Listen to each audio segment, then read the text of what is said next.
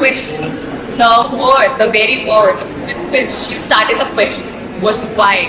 So I have this, my personality has this urge, find the answer to the why of everything.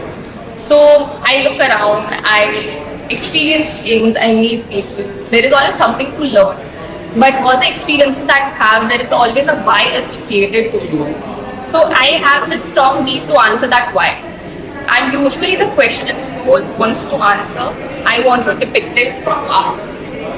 So if we go forward and I explain the works, you will know that what I am meaning by it. So people are uncomfortable discussing a few things. I want to bring it out in art so that visually it is enough for people to see and get the answer instead of talking. So that is my major motive.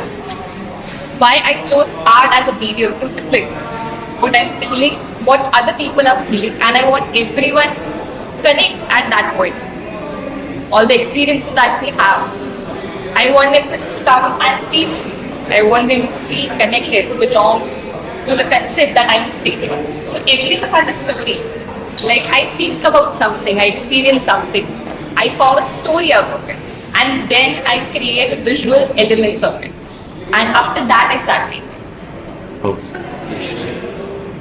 So let's start with your background and how it things happened to you. What motivated you to come to this? So it started with a very basic thing. Like in my school, during the art classes, I was good with the structure, the lines. So I would have people come to me, that please do mine, and slowly it started with a slight boost of ego that I can do this. So I started practicing and eventually found out that this is something I'm good with. I can imagine something and I can create. So that gave me that push that this could be my thing. This is something that gives me freedom to express. So I slowly started practicing, and I'm self-taught. It has been 8 years since I've been practicing. Trying new things every day. I'm from the experimental approach. I like experimenting, doing new things, adding a certain new technique every painting that I make to just see how it is turning out to be. Yeah. So I go with the watercolor ones. This is in a series. It starts with the first painting that is titled The Path of Growth and Memory. So the moment they're born with the core. That is something that I have represented in the center. Now this core is something we have no control on.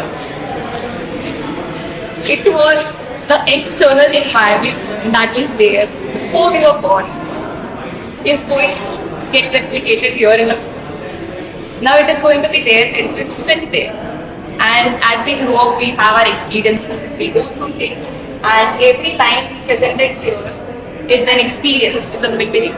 And the color denotes the theme of the memory. The brighter shades denotes the good ones, good memories. The darker shades denote the darker ones, the not bad, but a little bit on the darker side of the memory. Opposite. Yeah. And as we grow up, you can see the frequency, the length, the waves that it is forming. It's getting more complicated in nature. It is not very sorted, like you can see in the center itself. So we go through things, and we can alter our memories. We can change the theme of the memories, but we cannot change the color. We cannot change the way we were born. So there is some sort of expression that will come out at a certain point of time. Even when your memories are good, you might turn out to be a bad person, or a little bit on the darker side of life, or you can have some bad experiences, but still you can be positive. So that is something I wanted to depict. And I was actually studying developmental psychology when I created this. So that gave more base, more argument, concept. We should have a podcast. The second one of the series is called Connect. So when we include new people in our life, we have to distort the memory circles that we are building. It will create a path between two people. And the shades that are added there, both the shades are coming together. One shade cannot be dominant here. If one shade is dominant, the path will be weak. There are good chances that it may not last. So it has to come together, it has to be very strong.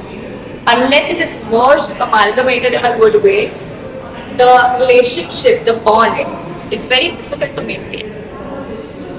Then moving forward, the third one in the series is fragments of healing.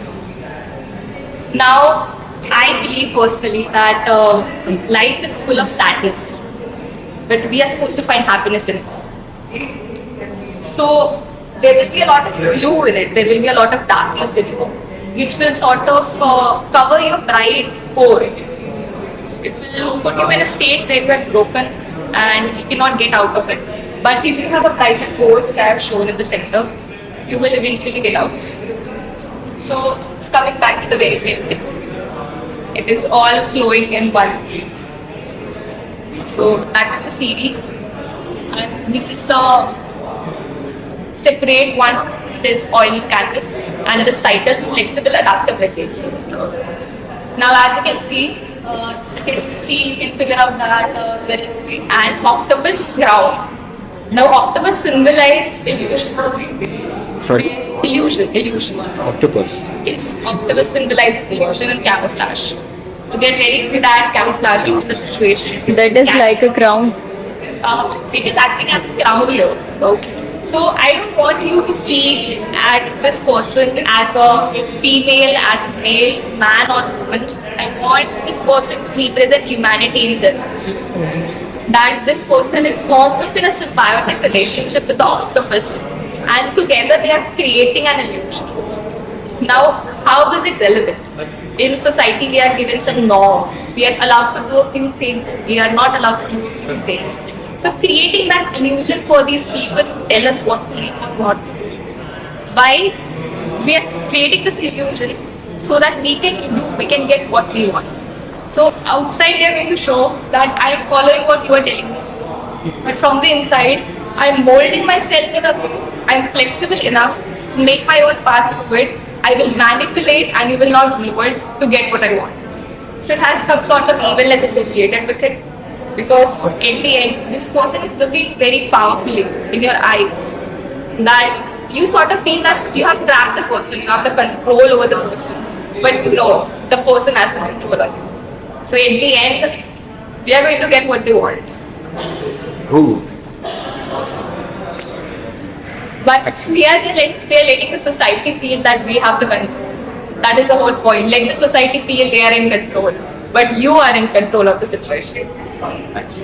The moment you let them feel that you are in charge of the situation, they might try their best to take that control. So why not just hide until you see it? So that is the whole point. I have already, I guess, mentioned this before. I have done exhibitions in Gujarat before, but this is my first exhibition outside Gujarat, and Delhi was the perfect city for this experience. So the fellow artists here are very good.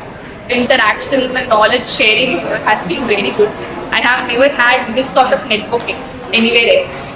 So that is one beautiful thing that I found here. People are very, the concept they have brought, the skills they have brought is very good. And a few amount of audience who come and actually want to hear is also a relief to an artist's art, because you get to explain, you get to talk about your art. Wonderful, Vishruti. So, any immediate future plans after this in the art? So currently I'm more focused on this exhibition, but obviously I have actually created more in this style.